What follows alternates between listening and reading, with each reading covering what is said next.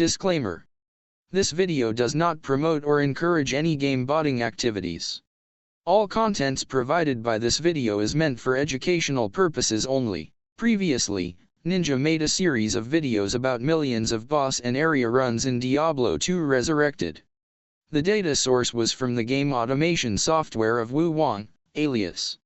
For details about the raw data acquisition and processing, please refer to the first video in the series, 1 million Travincal runs. If you are interested in details of a particular area farming statistics, please check out the other videos in the playlist. The links are in the description below this video. That being said, this video is a standalone video. You can enjoy this video without watching the previous videos in the playlist. In this video, Ninja will compare all those areas and find out the top farming spots for high runes in D2R. This chart is the data from Mephisto runs. The details of how the data was obtained are shown in the first video in this series, 1 million Travincal runs. Ninja has finished analyzing all the data for the 10 farming areas and all information has been summarized in this chart. The 10 farming areas are Chest, Chaos Sanctuary, Mausoleum, Ancient Tunnels, Eldritch Pindleskin Nilathic, Pit, Countess, Andariel, Mephisto and Travincal. The number of runs for different areas are different. Some are below 1 million runs while some are over 1 million runs. To make them easily comparable to each other, Ninja did some calculation based on the original data and made them all 1 million runs. To make it simpler, this table shows only the information about high rune drops. And we can generate a line chart to compare the runs. This chart is still not very straightforward. So Ninja calculated the total value of all the high runes dropped using a price chart mentioned in the first video of this series of videos.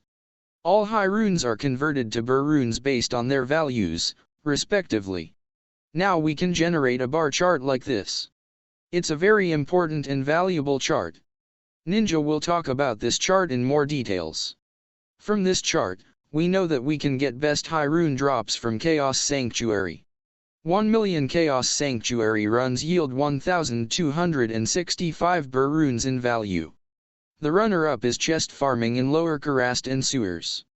The number is 1,106 bar runes in value. Those two areas are the first tier. They drop far more high runes than other areas. The second tier includes Mephisto, Travincal, and Mausoleum, with bar values between 500 and 700. However, since the time to run different areas varies, we also care about how many bar runes in value we can get in a fixed amount of time.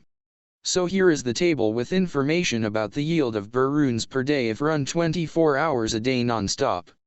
Also here is the data of how many seconds for each area run. Now we can generate the most important bar chart.